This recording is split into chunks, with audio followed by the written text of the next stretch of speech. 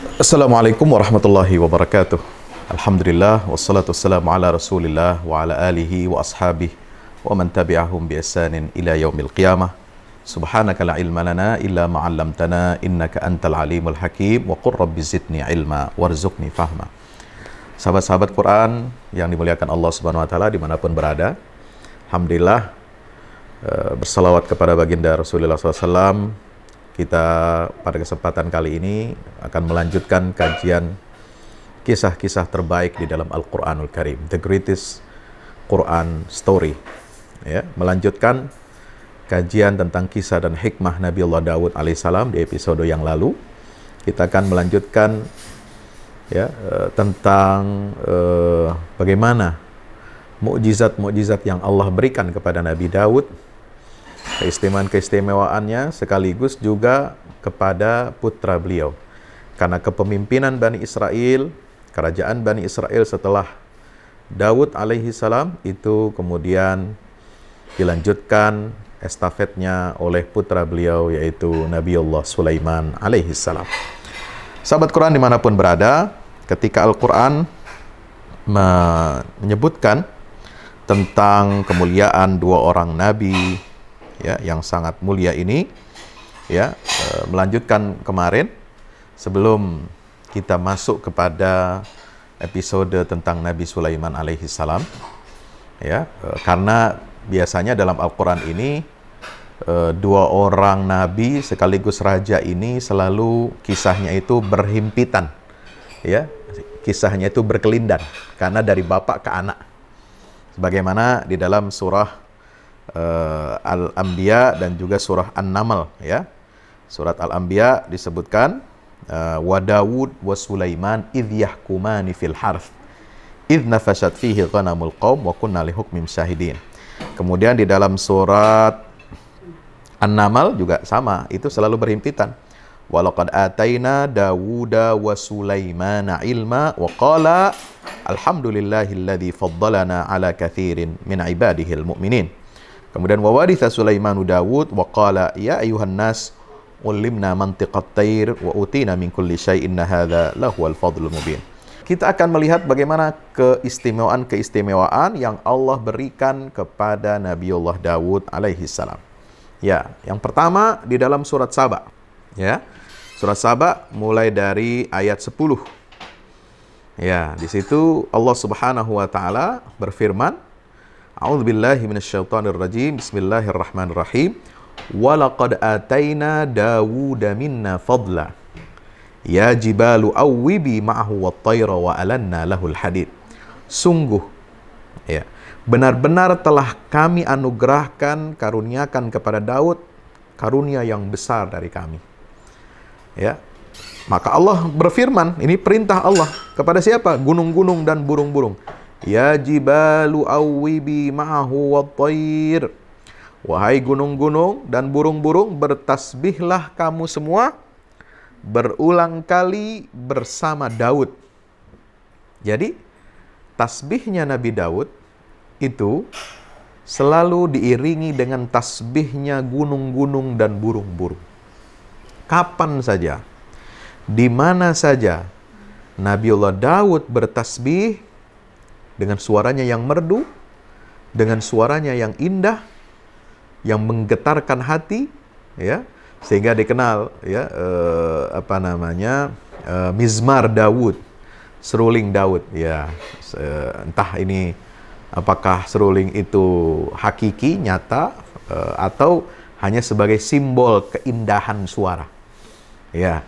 Nah, yang jelas Nabi Daud itu dikaruniakan suara yang indah dan kemampuan bagaimana tasbihnya Nabi Daud alaihi salam ini itu seiring, seirama dan diikuti oleh makhluk-makhluk yang lain. Yang Allah perintahkan di sini adalah gunung-gunung dan burung-burung. Ya jibalu awwibi ma'ahu wat-tayr. Berulang-ulang. Tasbihlah kamu, wahai gunung dan burung-burung, berulang-ulang bersama tasbihnya Nabiullah Daud alaihi salam. Apakah hanya gunung-gunung yang ada di sekitar Yerusalem, di sekitar Baitul Maqdis, di sekitar wilayah negeri Syam saja? burung-burung yang sekitar situ saja atau bagaimana Pak Ustadz? Kalau saya meyakini ya, wallahu a'lam bishawab, ya, bertasbihnya gunung-gunung dan burung-burung itu adalah semua ya yang ada di atas dataran muka bumi ini, gunung-gunung dan burung-burung itu ikut bertasbih bersama dengan Nabi Allah Daud alaihissalam. Ya, karena ya Allah Maha Kuasa, Allah Maha ya, melakukan segala sesuatu, Allah Maha berkehendak, ya, dan perintah ini adalah umum kepada semua gunung-gunung dan burung-burung, tidak ditetapkan gunung-gunung yang ada di satu wilayah saja. Bisa jadi ya, semua gunung-gunung yang sejak zaman Nabi Daud sudah ada, hidup pada saat itu, mungkin juga ada di kepulauan kita di Nusantara ini. Ya, itu sebelum Masehi, ribuan tahun sebelum Masehi. Barangkali gunung-gunung yang ada di wilayah Nusantara ini juga ya, itu masih tinggi-tinggi ya, seperti Gunung Rinjani, kemudian Gunung Krakatau yang ada di Selat Sunda itu besar-besar, Gunung Merapi di Sumatera Barat, Gunung Merapi di Jogja, ya, dan sebagainya, gunung-gunung yang ada di tanah air kita ini, termasuk Gunung Semeru, ya. Saya meyakini, wallahu a'lam bishawab, hanya Allah yang mengetahui, tapi sesuai dengan kalimat ya jibalu awwibi ma'ahu wat-thair. Ya, saya memahaminya seluruh jenis gunung-gunung dan burung-burung yang ada semuanya di atas muka. Karena ini tidak dikhususkan. Ya, ini semua dalam bentuk apa? Umum. Al-am lil istighraq, semuanya. Bisa mencakup seluruh wilayah di atas dataran muka bumi ini. Semuanya bertasbih, mengikuti alunan tasbihnya Nabiullah Daud alaihi salam. Wa alanna lahul hadid. Nah, kami telah melunakkan besi untuknya. Nah, ini saya katakan kemarin, ya, besi itu adalah sebuah zat yang sangat penting dalam kehidupan manusia ini untuk membangun peradaban, membangun infrastruktur, membangun alat persenjataan, ya, militer, membangun alat perlindungan, ya, apa namanya, dari serangan musuh, ya, itu semua mekanisme defense, ya, apa, industri pertahanan, ya, itu awal mulanya itu yang apa, menggabungkan antara dua kekuatan, yaitu kekuatan pemerintahan, kekuasaan, dan kekuatan militer. Itu adalah di zaman Nabi Daud alaihi salam. Sebagaimana disinggung di dalam surat Al-Hadid, ada surat di Al-Quran namanya Al-Hadid, besi. Kalau di sini disebutkan wa alanna lahul hadid, di surat Al-Hadid tentang kekuatan besi yang bersanding dengan kekuasaan untuk melindungi wahyu agama Allah subhanahu wa ta'ala. Laqad arsalna rusulana bil bayinat wa anzalna ma'ahumul kitaba wal mizan liyaquman nasu bil qist wa anzalnal hadida fihi ba'sun syadid. Ya, Allah menurunkan hadid, besi itu di dalamnya terdapat kekuatan yang dahsyat. Untuk apa? Melindungi, ya, hukum. Kemudian untuk melindungi wahyu Alkitab, ya, menegakkan keadilan di atas muka bumi ini perlu, ya, perlindungan yang sifatnya fisik. Subhanallah. Jadi itulah teman-teman yang dirahmati Allah, ya, mukjizat yang ada di dalam Al-Quran ini itu sangat-sangat luar biasa. Ya, simpul-simpulnya dalam membangun peradaban ini. Dan ternyata kekuatan besi, kekuatan hukum dan pemerintahan, ya, disinari, diwarnai dengan nilai-nilai wahyu yang turun dari Allah Subhanahu wa taala. Itu awalnya, jejaknya sudah ada, Allah berikan untuk Nabiullah Daud alaihissalam, yang kemudian dilanjutkan oleh siapa? Nabi akhir zaman, Nabi kita Muhammad sallallahu alaihi wasallam. Subhanallah. Nah, apa kata Allah berikutnya? Mukjizat yang ketiga. Tadi yang pertama bertasbih semua gunung dan semua jenis burung bersama Nabi Ibrahim. Kemudian Allah lunakkan besi. Ya, ini benda padat, benda yang sangat luar biasa untuk membangun infrastruktur manusia. Yang dikatakan itu turun dari langit, wanzalnal hadid, ya. disebarkan ke penjuru bumi ini. Material besi itu, biji besi. Nah, yang ketiga adalah ani'mal sabighatin wa qaddir fis sard wa'malu salihah. Buatlah baju-baju besi besar dan ukurlah anyamannya serta kerjakanlah amal. Jadi Nabi Daud itu membuat baju besi seperti dianyam, begitu begitu lunaknya besi itu di tangan Nabi Daud. Ya, luar biasa ini. Ya. Jadi besi itu kan keras ya. Tidak mudah untuk dipatahkan, ya. Kecuali mungkin dipakai ada ilmu tenaga dalam, biasanya militer atau kelompok-kelompok bela diri, ya, itu ada memperagakan bagaimana caranya memotong atau membelah besi, ya. Nah, itu dengan tenaga dalam, harus dengan teknik tertentu. Tapi untuk Nabi Daud tanpa ada teknik tenaga dalam, tanpa ada satu kekuatan, ya, yang supernatural, itu sanggup untuk dilunakkan.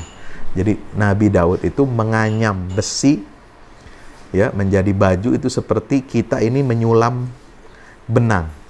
Seperti kita pengrajin itu membuat anyaman-anyaman dari bambu, anyaman-anyaman dari rotan, itu semudah itu. Ya, besi itu dianyam oleh Nabi Daud alaihissalam untuk membuat baju-baju yang besar.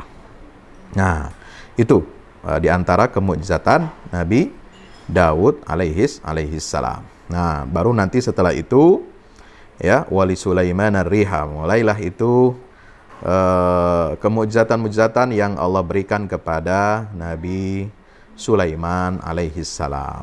Subhanallah. Nah, di ayat yang ke-17 surat Shad, Nabi Daud alaihissalam itu disebutkan, digambarkan oleh Allah dengan apa? Dengan ciri hamba yang memiliki kekuatan. Isbir ala ma yaquluna wadhkur abdana Dawud dzal aidi.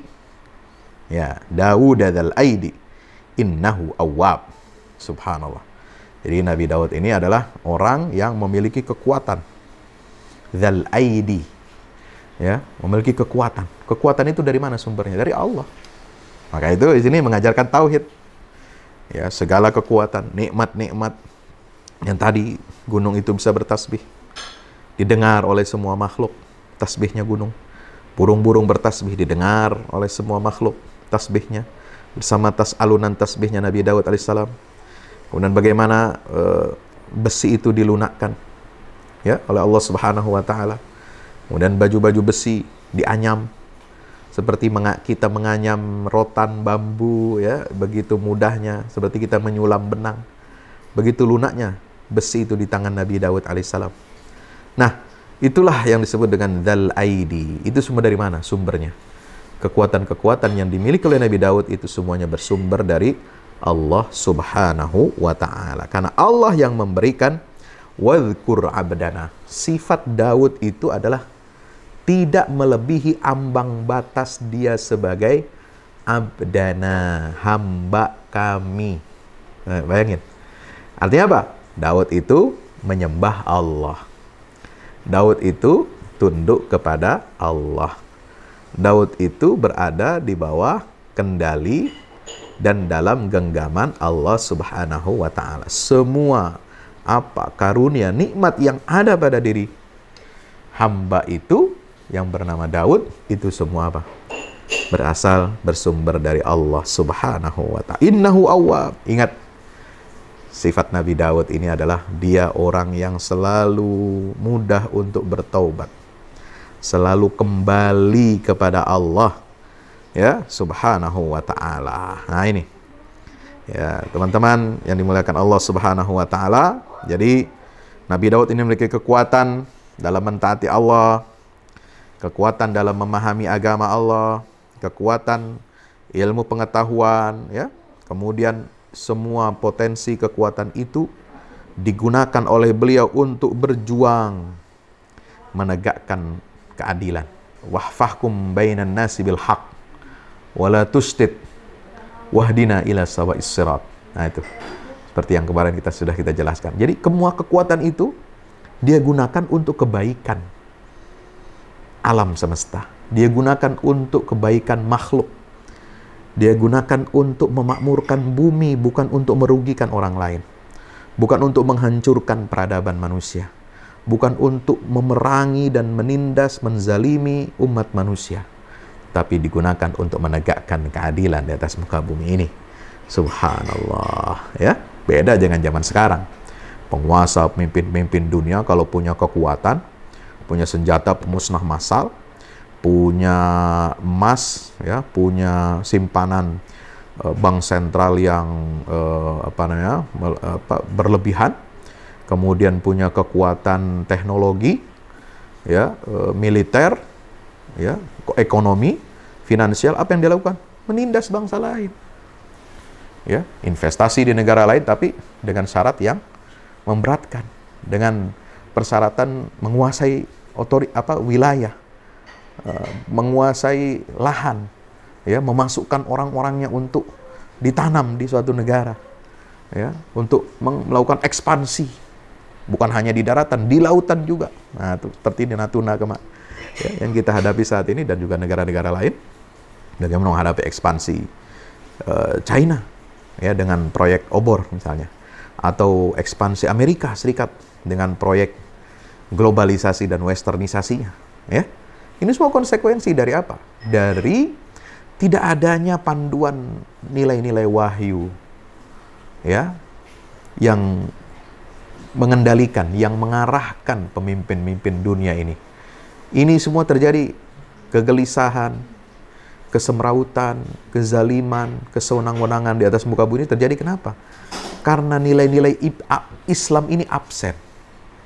Ya, nilai-nilai wahyu dari Allah ini absen, tidak ada, ya, di dalam hati dan genggamannya siapa? Para penguasa dan pemimpin dunia. Maka itu kewajiban kita adalah untuk mendakwahkan Islam ini kepada para penguasa dan pemimpin dunia. Itulah yang dilakukan oleh Rasulullah SAW. Nabi ketika setelah sukses, setelah perjanjian Hudaibiyah, ya, Nabi mengirimkan surat kepada raja-raja dunia, kepada Kisra Persia, kepada Kaisar Romawi Timur, kepada Raja Muqawqis di Mesir, kepada Raja Najasyi, kepada raja-raja Yaman, Bahrain, kepada raja-raja yang ada, ya, di luar atau yang menguasai peradaban dunia ini di sekitar Jazirah Arabia itu, ya. Untuk apa? Untuk menyampaikan risalah Islam ini, ya, untuk mengingatkan mereka agar kembali kepada sistem Allah Subhanahu wa taala, ya. Karena kalau tidak kita sampaikan dakwah ini, kita ikut menanggung dan memikul dosanya. Nauzubillah min dzalik. Ya, jadi semua ini harus kita mulai, ya. Bagaimana kekuatan-kekuatan itu digunakan oleh Nabi Daud alaihissalam dengan dakwah Islam yang beliau pikul, beliau emban itu, ya, itu digunakan untuk apa? Kebaikan makhluk, kebaikan alam semesta. Nabi Daud juga orang yang sangat kuat ibadahnya kepada Allah. Ya, beliau itu suka berpuasa. Sehari puasa, sehari tidak. Selang-seling puasa. Maka dikenal dengan puasa Daud. Kuat ibadahnya Nabi Daud. Nabi Daud juga gunakan waktunya sepertiga malam untuk salat. Kemudian tentang ketaatan Nabi Daud ini, tentang kekuatan beliau dalam ibadah, itu diungkapkan dalam hadis Nabi kita Muhammad SAW. Ahabbus siyami ilallah siyamu Daud kana yasumu yauman wa yuftiru yauman. Puasa yang paling indah, yang paling disenangi oleh Allah adalah puasanya Nabi Daud. Beliau berpuasa satu hari dan berbuka satu hari. Wa ahabbus salati ilallah salatu Daud. Salat yang paling indah, yang paling disenangi oleh Allah adalah seperti salat malamnya Nabi Daud alaihissalam. Kana yanamu nisfal lail. Beliau tidur setengah waktu malam. Ya, setengah waktu malam itu beliau tidur. Berarti mulai waktu malam misalnya jam 6 terbenam matahari. Itu kan misalnya dari jam 6 sampai jam 5 pagi. Ya. Nah, Dari jam 6 sampai jam 12 itu beliau tidur. Beliau tidur. Yanamu nisfal lail wa yaqumu thulutsahu. Nah, setelah setengah malam itu beliau istirahat tidur, beliau sepertiga malamnya setelah 12 itu beliau bangun malam untuk sholat. Ya, kemudian wayanamu sudusahu. Setelah itu beliau tidur 1/6 waktu sisa malam itu menjelang fajar. Subhanallah. Ini hadis diriwayatkan oleh Imam Ahmad, Imam Bukhari, Imam Muslim, Abu Dawud, An-Nasai dari riwayat Abdullah bin Amru ibnul As. Ya. Sahabat Quran dirahmati Allah, Nabi SAW juga memuji Nabi Daud. Ya, Nabi Daud itu selalu apa? Kalau dia merasa bersalah, ya, atau dia merasa membuat kekeliruan sekecil apapun, dia selalu bertaubat kepada Allah Subhanahu wa taala, minta ampun pada Allah.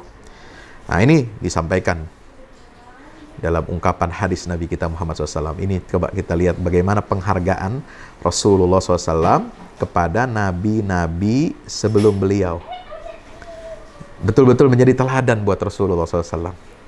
Apa Rasulullah menggambarkan? Kana Nabi SAW idza dzakara Dawud wa haddatsa anhu.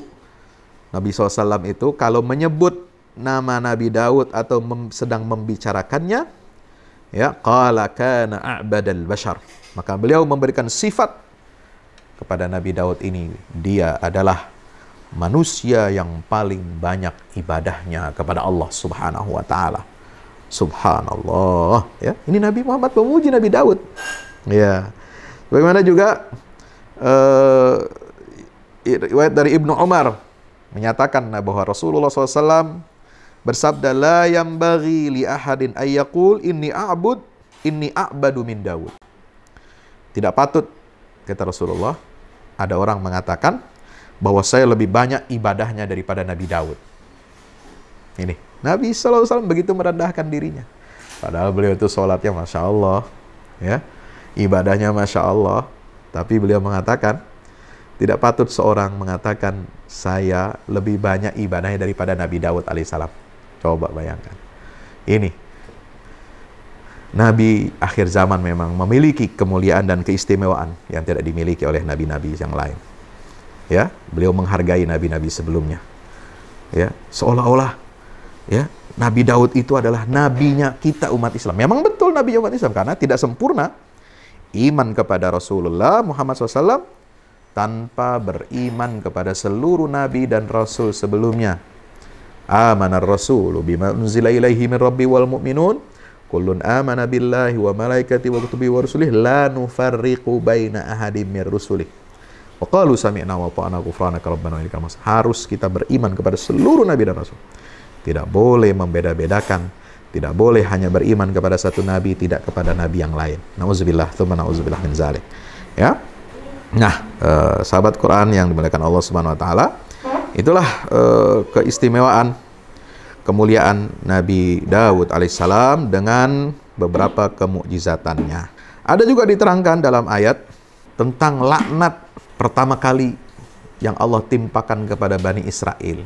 Ini diterangkan di dalam Al-Quran, surat Al-Maidah ayat 78. Lu'inal ladzina kafaru min bani Israila ala lisani Dawud wa Isa bin Maryam dzalika bima asaw wa kanu ya'tadun. Jadi laknat kepada Bani Israel ini itu telah diucapkan oleh Nabi Daud, ya, dan juga Nabi Isa putra Maryam. Kenapa? Karena mereka itu durhaka dan selalu melampaui batas. Ya.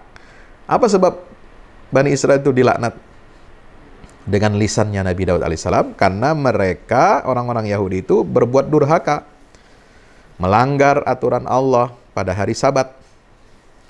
Hari Sabat ini hari ibadahnya kaum Yahudi. Ya, mereka wajib beribadah pada hari Sabtu, hari Sabat. Kalau umat Islam ibadahnya hari Jumat, khusus dengan ibadah Jumat, makanya sangat dimuliakan, diagungkan oleh Allah hari Jumat ini, tempat berkumpulnya kaum muslim. Nah, hari Sabat, hari Sabtu itu adalah ibadahnya kaum Yahudi. Disyariatkan sejak zaman Nabi Musa alaihissalam. Ya. Nah, kemudian ada pelanggaran. Ya, dari peribadatan hari Sabat itu, hari Sabtu itu dilakukan oleh Bani Israel di zaman Nabi Daud. Yaitu Nabi Daud melarang orang-orang Yahudi untuk menangkap ikan. Ya, karena profesi mereka banyak. Ada sebagian Yahudi itu ketika di Mesir atau di Baitul Maqdis di Yerusalem itu mereka ada yang berprofesi sebagai nelayan, sebagai pelaut. Ya, maka dilarang untuk menangkap ikan di hari Sabtu. Kenapa? Karena hari itu, Sabtu itu khusus untuk ibadah, nggak boleh kemana-mana. Ya, nggak boleh mereka bekerja, menangkap ikan, dan sebagainya. Maka Nabi Daud mengutuk mereka pada khususnya karena melanggar kehormatan hari Sabat, dan pada umumnya terhadap mereka yang berbuat kedurhakaan. Ini disebut di dalam Taurat. Di kitab Mazmur, pembahasan itu disebutkan di sini di beberapa tafsir, disebutkan di Mazmur CIX 17-18, kemudian 21 ayat 21 sampai 22, 31 sampai 33 dan 22 sampai 28. Nah, itu kutukan terhadap Bani Israel. Ya, selain Bani Israel itu ya dikutuk oleh Nabi Isa ya sebagai keturunan pembunuh nabi-nabi ya, dan disebut oleh Nabi Isa, kamu itu ular-ular. Nah, ini mengutip dari Israiliyat ya, dari baik itu Taurat tadi maupun Injil. Boleh nggak kita mengutip informasi kabar dari Israiliyat, dari Yahudi Nasrani dalam Taurat Injil? Boleh, selama informasi itu tidak bertentangan dengan akidah dan syariat Islam yang dibawa oleh Nabi kita Muhammad SAW. Artinya kalau dia itu bersifat khabar dan itu mendukung serta menguatkan informasi Al-Quran, tidak bertentangan dengan akidah, tauhidullah, kemuliaan dan kemaksuman para nabi dan rasul, ya, tidak terkait dengan sifat-sifat, tidak melanggar atau tidak melecehkan sifat-sifat kehormatan para nabi dan rasul, selama itu bersifat apa? Informasi yang bisa teman-teman jawabkan, maka ini bisa diterima Israiliyat itu, insya Allah. Nah, dari situlah lahir kewajiban amar ma'ruf nahi mungkar. Ya, ketika mereka ini tidak mengingatkan, ketika di ayat 78 itu mereka itu dilarang atau mendapatkan kutukan dari dua orang Nabi Daud dan Nabi Isa itu, ya, maka di ayat setelahnya, ayat Al-Maidah 79 itu kanu la yatanahawna am munkarin fa'alu labi'sa ma kanu yaf'alu. Itu mereka tidak saling mencegah perbuatan mungkar yang mereka lakukan, dan itulah seburuk-buruk apa yang selalu mereka lakukan. Nauzubillah min zalik. Ya, jadi disinilah awal mula kewajiban kita beramar ma'ruf nahi mungkar. Ya, dari peristiwa pelanggaran terhadap hari Sabat yang dilakukan oleh orang-orang Yahudi. Nah, itu. Kalau di dalam surat Al-A'raf itu disebutkan ada istilahnya qalu ma'dziratan ila rabbikum. Ayat 164. Wa idh qalat ummatum minhum lima ta'izuna qauman illahu muhlikuhum aw mu'adzibuhum 'adzaban syadida. Qalu ma'dziratan ila rabbikum wa la'allahum yattaqun. Itu. Ya, jadi ingatlah ketika salah satu golongan di antara mereka berkata, mengapa kamu menasihati kaum yang akan dibinasakan atau diazab oleh Allah dengan azab yang keras? Ya, qalu ma'dziratan ila rabbikum. Mereka menjawab agar kami mempunyai alasan untuk berlepas diri, lepas tanggung jawab kepada Tuhanmu. Nah, ini dikaitkan dengan ayat sebelumnya 165. Was'alhum anil qaryatil lati kanat hadiratal bahri idh ya'duna fis sabt idh taqulu idh ya'duna fis sabt idh ta'tihim hitanuhum yawma sabtihim syurra'an wa yawma la yasbituna la ta'tihim kadzalika nabluhum bima kanu yafsukun. Subhanallah. Jadi ada satu penduduk yang di tepi pantai, di tepi laut. Mereka melanggar aturan pada hari Sabat ketika datang pada mereka ikan-ikan. Jadi ikan-ikan yang mereka mereka jaring itu bermunculan di permukaan air itu pada hari Sabtu. Gimana nggak menggiurkan coba? Sementara hari Sabtu dia disuruh ibadah, nggak boleh kerja, nggak boleh kemana-mana. Sementara ikan itu muncul dari situ, ya. Kalau hari kerja mereka, selain hari Sabtu, ikannya nggak muncul. Ya, Masya Allah. Padahal hari-hari yang bukan Sabat, ya, wa yauma la yasbituna la ta'tihim.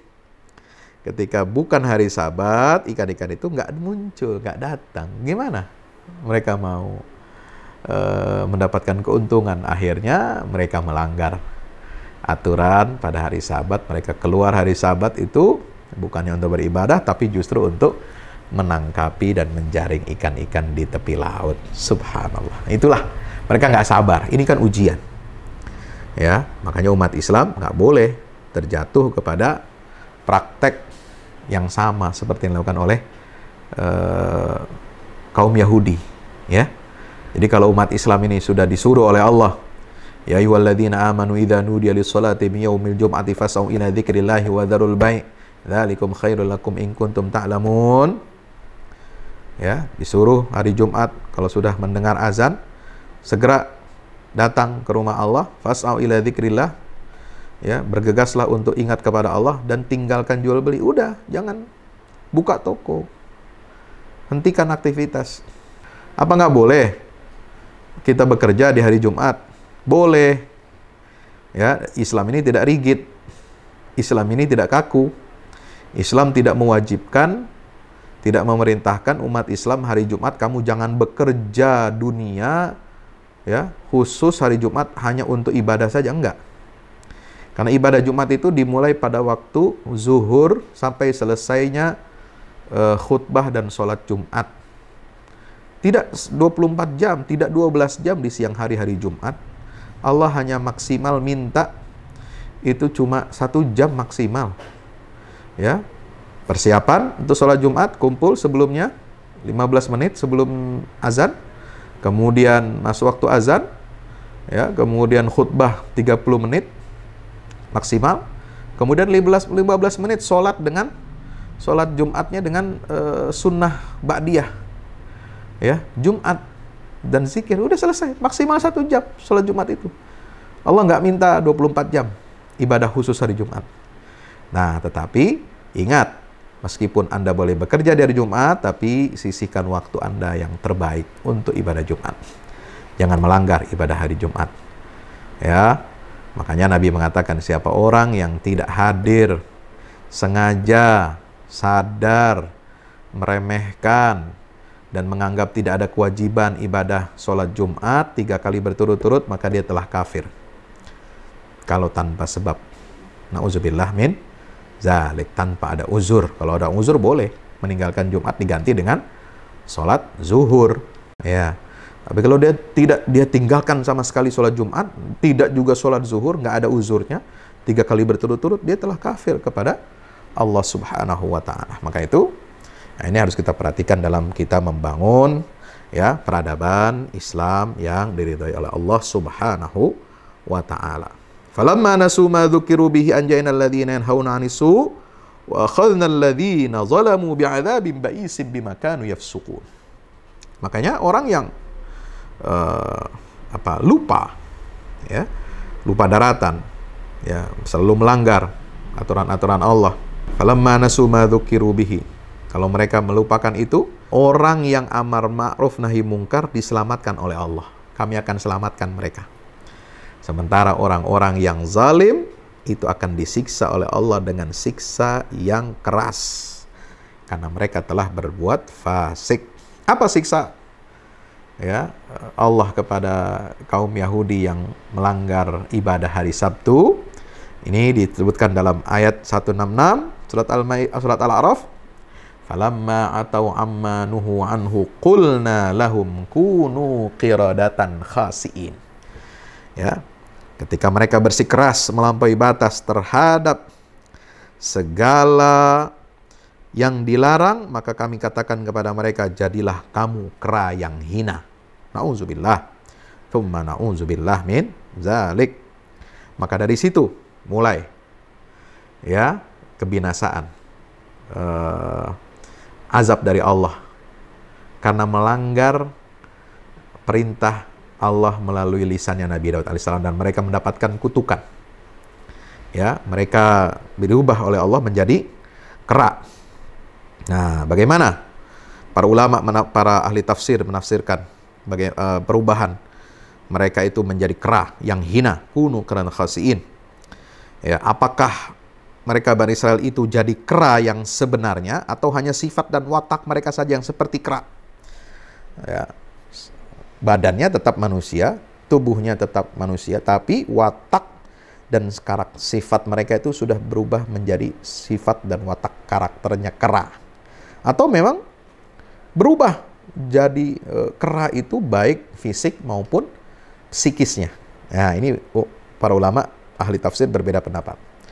Jumhur ulama ahli tafsir berpandangan, bagaimana dikutip dalam beberapa kitab tafsir, ya, itu mengatakan bahwa mereka benar-benar menjadi kera, seperti kera yang sebenar-benarnya. Akan tetapi tidak beranak, tidak makan, tidak minum, dan tidak hidup lebih dari 3 hari. Jadi mereka itu sudah terputus, nggak ada keturunannya. Hilang mereka dari peredaran sebagai manusia, ya. Nggak ditemukan lagi jejaknya mereka, karena cuma dikasih Allah hidup 3 hari saja. Nggak makan, nggak minum, nggak beranak, ya, tidak bereproduksi, dan mati dalam waktu 3 hari. Ya. Nah, itu menurut jumhur ulama melalui keterangan beberapa riwayat. Tapi menurut Imam Mujahid, sebagaimana yang dikutip oleh Ibnu Jarir At-Tabari dalam tafsir Al-Jami' Jami'ul Bayan an Ta'wil Ayatil Quran, dan tafsir Al-Manar Syekh Muhammad Rashid Ridha dan Muhammad Abduh, mereka berpendapat begini, rupa mereka, wajah mereka tidak ditukar menjadi kera. Fisiknya fisik manusia, tubuhnya tubuh manusia. Tetapi hati, jiwa, dan sifat-sifat mereka itu telah diubah menjadi kera, dan itu berlaku sepanjang zaman. Kera itu apa? Sifat dasarnya apa? Rakus. Ya, coba kalau Anda ke kebun binatang, dikasih satu, rebutan. Satu ambil, satu lagi diambil, nggak cukup tangan kanan, tangan kiri, kaki juga megang, mulut juga megang. Nah, kemudian berantem lagi di situ, ya. Itu sifat kera, rakus, ya. Makanya ini akan terus terjadi sampai hari kiamat. Wa idzana rabbuka la yab'atsanna 'alaihim ila yaumil qiyamah. Ayat 167. May yasumuhum su'al 'adzab inna rabbaka lasari'ul iqab wa innahu laghafurur rahim. Ingatlah ketika Allah Tuhanmu memberitahukan bahwa sungguh Dia akan mengirimkan kepada mereka Bani Israel orang-orang yang akan menimpakan seburuk-buruk azab kepada mereka sampai hari kiamat. Sungguh Tuhanmu sangat cepat hukumannya, dan sungguhnya Dia Maha Pengampun lagi Maha Penyayang. Gak cukup di situ. Wa qatta'nahum fil ardi umama. Kami membagi mereka di bumi ini menjadi beberapa golongan. Mereka tercerai-berai. Ya, minhumus salihun wa minhum duna dzalik. Ya, wa minhum duna dzalik wa balawnahum bil hasanati was sayyiati la'allahum yarji'un. Ada yang saleh, ada yang tidak. Ya, kami uji mereka dengan kebaikan-kebaikan dan keburukan-keburukan agar mereka kembali kepada kebenaran. Nah, sahabat Quran yang dimuliakan Allah Subhanahu wa taala, jadi inilah kutukan Nabi Daud alaihissalam akan menimpa terus Bani Israel sepanjang masa sampai hari kiamat. Ya, Allah telah berjanji, Allah telah memberitahu bahwa Allah akan mengirimkan kepada mereka Bani Israel. Karena apa? Imbas dari kutukan Nabi Daud itu apa? Man yasumuhum su'al adzab. Allah akan kirimkan orang-orang yang akan menimpakan seburuk-buruk siksaan kepada mereka sampai hari kiamat. Ila yaumil qiyamah. Ya, itu mayasum su'al adzab. Nauzubillah min zalik. Dalam sejarah banyak sekali. Ya, Allah telah mengirimkan raja-raja, penguasa-penguasa dunia ini yang menimpakan keburukan, bencana kepada Bani Israel. Ya, itu terjadi setelah Nabi Sulaiman wafat. Ya, mulai dari Nebukadnezar, kemudian zaman Romawi, ya, kemudian di zaman Romawi, itu zaman Romawi sebelum menjadi Kristen, masih pagan ya, itu sudah memusuhi Bani Israel. Kemudian itu seperti Kaisar Titus dari Roma, menghancurkan Baitul Maqdis, ya, Yahudi dikejar, dibunuhi. Kemudian setelah Romawi jadi Kristen, sama, ya, Eropa jadi itu memusuhi bangsa Israel, Bani Israel. Mereka mengalami apa? Mengalami exile, pengasingan. Ya, mereka mengalami penindasan di mana-mana. Gerakan antisemit di Eropa merebak. Mereka itu hanya selamat ketika Islam berkuasa di Andalusia, Spanyol. Mereka dirangkul, mereka diterima sebagai komunitas minoritas yang ada di Andalusia, di Spanyol, di Cordoba, di Toledo, di Sevilla, ya, di Malaga, di Toledo dan sebagainya, ya, termasuk di Granada. Mereka diterima, Yahudi ini, ya. Mereka mendapatkan perlindungan dari raja-raja penguasa Islam. Lalu setelah kekuasaan Islam di Andalusia berakhir, hancur tahun 1492, benteng Islam di Granada terakhir direbut oleh Raja Kastil, ya, Ferdinand dan Isabella. Maka kemudian terjadi eksodus besar-besaran, umat Islam dan Yahudi diikut dibantai, dibersihkan dari Andalusia, dan mereka mengungsi, sama-sama mengungsi ke wilayah kekuasaan Turki Utsmani dan diterima sebagai bagian Ahlul Zimmah di bawah perlindungan Sultan-Sultan Ottoman. Ya, sejak zaman siapa? Sejak zaman Sultan Bayazid I, ya, berlanjut kepada Sultan Salim I, kemudian Bayazid II, Sultan Salim I, kemudian Sultan Sulaiman Al-Qanuni, ya, Yahudi. Akhirnya banyak eksodus ke wilayah Ottoman, Turki. Setelah mereka tersingkir dari Eropa, dari Andalusia, diterima, disambut di sana. Nah, hanya di zaman keemasan Islam itu saja mereka ini mendapatkan perlindungan sebaik-baiknya, ya, tidak ditindas oleh bangsa-bangsa dunia yang lain.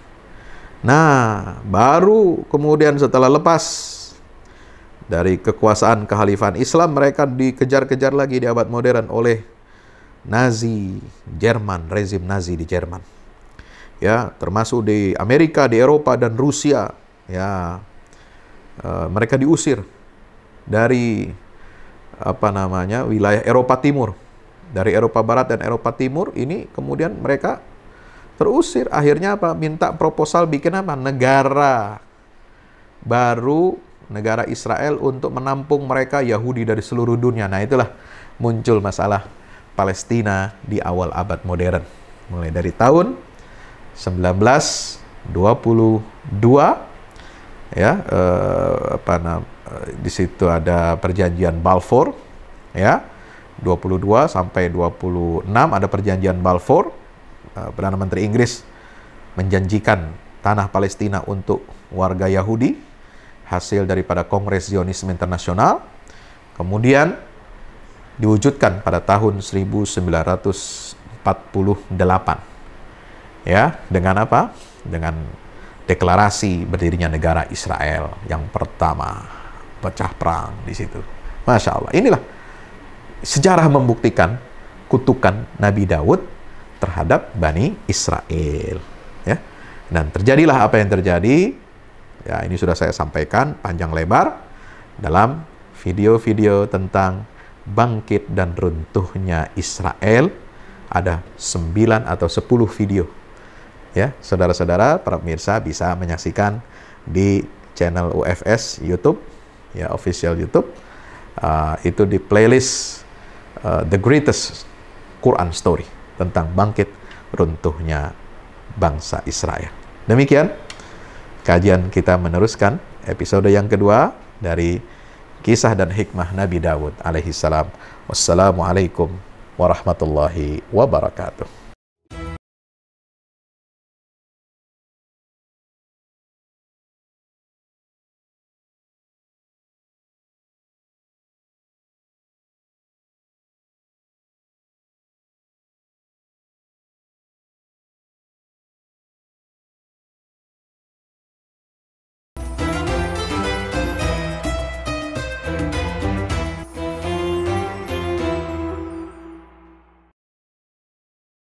Assalamualaikum warahmatullahi wabarakatuh. Alhamdulillah kita udah selesai pengecoran rooftop ya. Itu apa? Tangga buat ke bawah. Yang ini di atas buat toren 2 biji. Ini semua udah dikeliling tembok. Ya, ini untuk lantai paling atas buat futsal, buat jemuran, buat apa, tanaman hidroponik juga ntar insya Allah ya. Terus support ya teman-teman. Alhamdulillah terus selesai pengecorannya semuanya ya. Ini progres kita terbaru, dan jadi buat olahraga, buat utilities ya, multiguna. Nah, kita turun sini semua. Ini lantai 3. Ini untuk asrama ya, untuk kamar-kamar, dan nah di situ musola. Nanti di situ musola ya. Ini kamar-kamar dan musola buat santri-santri tahfiz kita insya Allah.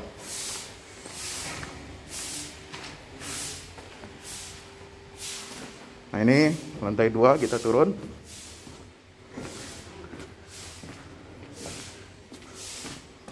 Ini untuk kelas-kelas ya.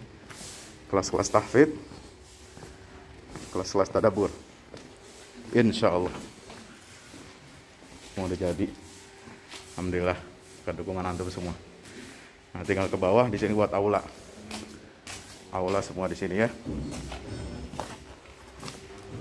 Mohon doanya terus, mudah-mudahan berkah, mudah-mudahan cepat jadi finishing.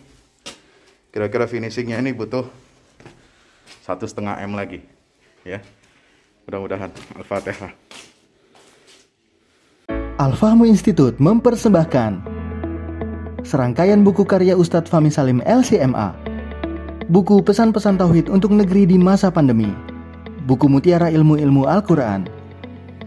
Ada diskon 20% untuk buku tafsir sesat 58 esai kritis wacana Islam di Indonesia dan buku kritik terhadap studi Al-Quran kaum liberal. Anda dapat memesannya melalui layanan WhatsApp di nomor 08777 0637192 dengan format pemesanan ketik nama, alamat lengkap, nomor handphone, dan jumlah buku yang diorder. Ongkos kirim di luar harga buku dan menyesuaikan wilayah dengan paket standar. Lampirkan juga bukti transfer Anda ke rekening BNI Syariah di 0631 748573. Tunggu apa lagi? Pesan sekarang.